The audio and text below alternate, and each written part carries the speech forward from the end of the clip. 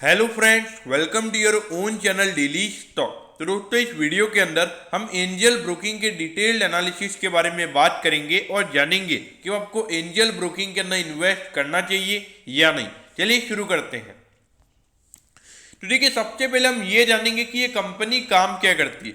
देखिए, यहाँ पर आपको दिख रहा होगा कि ये एक फुल सर्विस ब्रोकिंग कंपनी है, लेकिन ऐसा नहीं है। इन्होंने जो मार्केट अभी बदल रहा है, तो वैसे इन्होंने भी जो डिस्काउंट ब्रोकर्स का जो मार्केट शेयर बढ़ रहा था, वहां पे इन्होंने भी डिस्काउंट ब्रोकर्स को चुना है। और अगर पूरी तरीके से अगर हम देखें तो अभी ये डिस्काउंट ब्रोकर की लिस्ट में ही आते हैं। अभी अगर देखा जाए, इन्होंने जो अपनी जो एप्स वगैरह हैं जहाँ पर आप ट्रेडिंग वगैरह कर सकते हो, तो उनको भी एकदम अच्छे से इन्होंने डेवलप किया है और एक इजी टू यूज इन्होंने एक ऐप बनाने का काम किया है।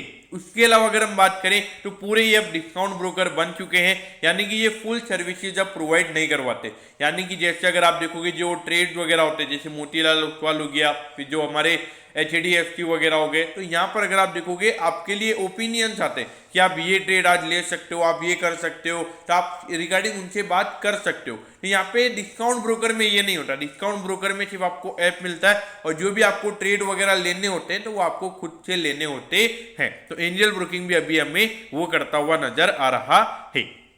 उसके अलावा अगर हम बात करें तो मार्जिन फंडिंग हो गया, लोन्स अगेंस्ट शेयर, यानी कि जो हम प्लेजिंग की हम जो बात करते हैं वो भी ये कंपनी प्रोवाइड करवाती है। तो यानी कि जो पूरी ब्रोकिंग सर्विसेज होती है वो ये कंपनी प्रोवाइड करवाती है। अब अगर हम इसके मार्केट कैप की अगर हम बात करें तो अराउंड 11,000 करोड़ का इस कंपनी का मार्केट कैप है। देखिए, एक और चीज जो मैं आपको बताना चाहूंगा कि अभी जो अगस्त में जो कंपनी ने अपने जो कस्टमर्स का डेटा बताया था, तो अराउंड 60 लाख कंपनी के टोटल नंबर ऑफ क्लाइंट्स हो चुके हैं। कितने? 60 लाख। और अगर हम टोटल मार्केट शेयर की बात करें तो अराउंड 9 से 10% का कंपनी का मार्केट शेयर निकल कर आता है। मतलब अराउंड 5.5 से 6 करोड़ के बीच में total number of demat accounts है। और उसमें से अगर हम बात करें तो एंजल ब्रोकिंग के पास अकेले में 60 लाख के टोटल डीमैट अकाउंट हैं। अब अगर हम बात करें तो इंडस्ट्री के कंपैरिजन में अभी भी आपको सस्ते वैल्यूएशन पर मिल रहा है। और जिस तरीके से इनका क्लाइंट बेस बढ़ रहा है, तो जो रेवेन्यू के नंबर से आने वाले टाइम पे अगर हम बात करें तो वो और बढ़ सकता है, क्योंकि उसके पीछे का जो मेन रीजन है, जो इनके एग्जिस्टिंग क्लाइंट है उनसे भी इनको अच्छा सा रेवेन्यू जनरेट हो रहा है। और अगर ये नए नए क्लाइंट एक्वायर करते चले जाएंगे तो उससे क्या होगा कि इनके रेवेन्यू के नंबर्स आने वाले टाइम पे 15 से 20% की कंटिन्यूस ग्रोथ हमें दिखा सकते हैं। अगर प्राइस टू बुक रेशियो की बात करें तो ये अराउंड 10 टाइम्स हमें यहाँ पे नजर आता है। अब ये इतना हैवी वैल्यूएशन क्यों है प्राइस टू बुक रेशियो में? क्योंकि यहाँ पे मार्केट थोड़ी ज्यादा ग्रोथ एक्सपेक्ट कर रहा है, उसकी वजह से ये जो हमें थोड़ा अगर वैल्यूएशन पॉइंट ऑफ व्यू से अगर हम देखें तो थोड़ा कॉस्टली हमें यहाँ पे नजर आता है। लेकिन देखिए, जो ग्रोथ यहाँ पे हमें नजर आती है तो उसकी वजह से यहाँ पे देखा जाए तो कंपनी वैल्यूएशन को आने वाले 2 से 3 साल में करेक्ट प्रूव कर सकती है। अब ये देखिए 18, 19, 20, यहां पर अगर आप देखोगे जब कंपनी फुल सर्विस ब्रोकिंग में बिलीव करती थी और जब वहां पे कंपनी ने अपने ऐप को इतना अच्छे से डेवलप नहीं किया था और डिस्काउंट ब्रोकरिंग में कंपनी नहीं आई थी, तो वहां पर अगर आप देखोगे ज्यादा रेवेन्यू कंपनी का नहीं बढ़ा था। लेकिन अगर आप अभी देखोगे जो रेवेन्यू के नंबर्स कंपनी के बड़े हैं, जो कैपिटल मार्केट में जो नए लोग आए हैं, और उसके बावजूद अगर हम देखें जो रेफर एंड अर्न वाला जो कंपनी ने प्रोग्राम चलाया है, सोशल मीडिया पे अगर हम बात करें तो एक अलग अलग नए प्रोग्राम कंपनी ने चलाए हैं, तो यहाँ पर अगर आप देखोगे तो वो चीजें यहाँ पे कंपनी के लिए सही से हुई है, इसीलिए ये रेवेन्यू का नंबर हमें इतना बढ़ता हुआ नजर आ रहा है। और अगर प्रॉफिटेबिलिटी की बात करें तो ये नंबर भी काफी अच्छा है और नेट प्रॉफिट मार्जिन परसेंटेज भी हमें कंपनी के यहाँ पे अराउंड 15% के लगभग निकल कर आते हैं। तो अगर आप देखोगे कंपनी सारी चीजें सही से करती हुई नजर आ रही है, ये मेरे ख्याल से बहुत सही फैक्टर हमें यहाँ पे नजर आता है। अब ये देखिए अराउंड 44% का यहाँ पे कंपनी के प्रमोटर्स का होल्डिंग है। उसके अलावा अगर हम बात करें तो 4% का यहाँ पे FIS का होल्डिंग है और 9% का यहाँ पे DIS का भी होल्डिंग है। तो अगर आप देखोगे जो रिटेल इन्वेस्टर का पार्टिसिपेशन है वो यहाँ पे बहुत ही ज्यादा है और वो एक बहुत ही बड़ा रिस्क फैक्टर मुझे यहाँ पे नजर आता है। क्योंकि देखिए 41% का रिटेल इन्वेस्टर का होल्डिंग है और अपने IPO प्राइस से अगर हम बात करें तो अराउंड 4 टाइम्स ये स्टॉक ऑलरेडी भाग चुका है। और वहां पर अगर रिटेल इन्वेस्टर का होल्डिंग अगर इतना ज्यादा है, यहाँ पे थोड़ा कॉशियस अप्रोच आपने लेना चाहिए।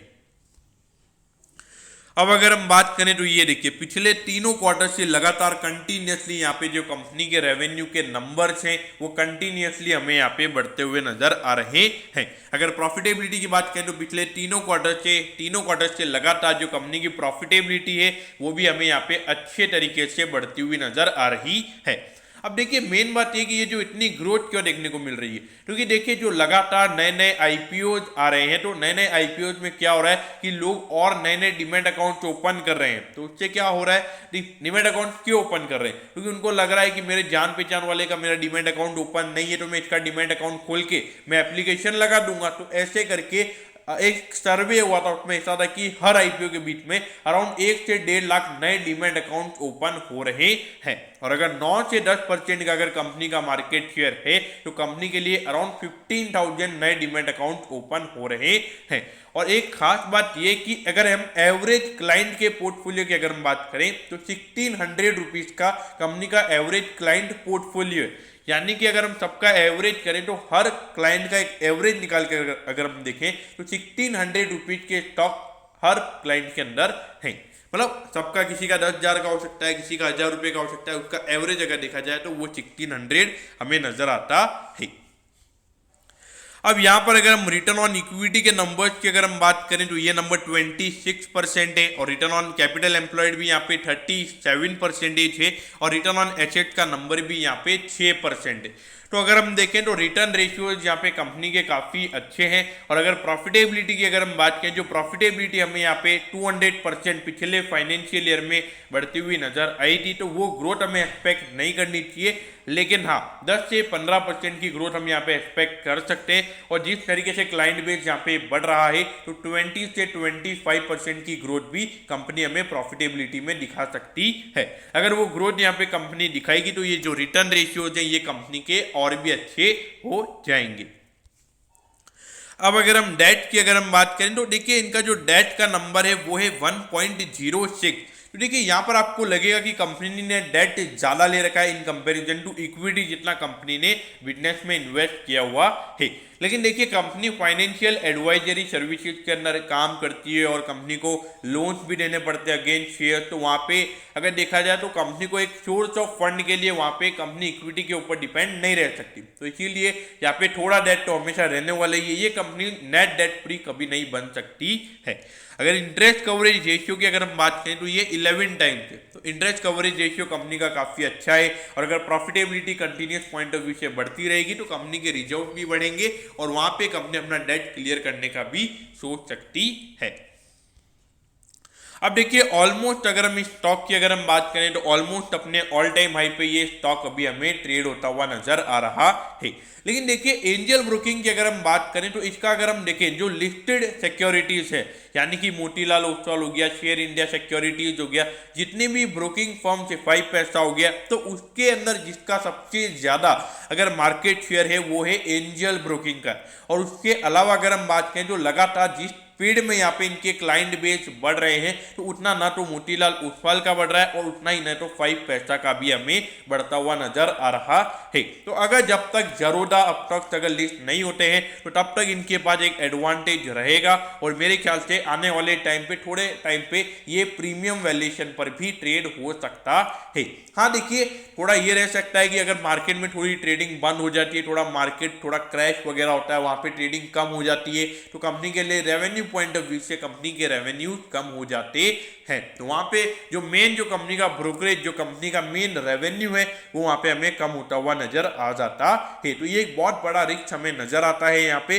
तो इसीलिए यहाँ पर एक moderate to aggressive kind of investor ने ही यहाँ पे इन्वेस्ट करना चाहिए। अगर आप एक कंजर्वेटिव इन्वेस्टर है तो आपने स्टॉक को अवॉइड करना चाहिए, क्योंकि यहाँ पे जैसे ये 8% पिछले ट्रेडिंग सेशन में बढ़ा है तो हो सकता है कभी दूसरे दिन ये 8 से 9% नीचे भी गिर जाए। तो ये अगर आप ये हैंडल कर सकते हो तो ही आपने ये इन्वेस्ट करना चाहिए। बाकी पूरा सेक्टर अभी देखा जाए अगर आप कहोगे बहुत ज़्यादा बढ़ गया, लेकिन देखिए 5 से 6 करोड़ की कंपनी अभी टोटल डीमैट अकाउंट ओपन हुए और 80 करोड़ की इंडिया की टोटल अगर देखा जाए तो एडल्ट पॉपुलेशन है। तो अगर देखा जाए तो अगर 15 से 20 करोड़ तक भी ये नंबर अगर पहुंचता है तो कंपनी के खुद के 10% का मार्केट शेयर अगर कंपनी मेंटेन करके रखती है तो अराउंड 1.5 करोड़ के कस्टमर्स कंपनी के होंगे। मतलब यहाँ से कस्टमर डबल हो सकते हैं। और अगर एग्जिस्टिंग कस्टमर्स कंपनी के रेवेन्यू देंगे और नए कस्टमर्स और आएंगे, वो और ट्रेडिंग वगैरह करेंगे, तो कंपनी के लिए ग्रोथ हमें यहाँ पे नजर आती है। उसके अलावा कंपनी एएमसी बिजनेस में भी आ गई है।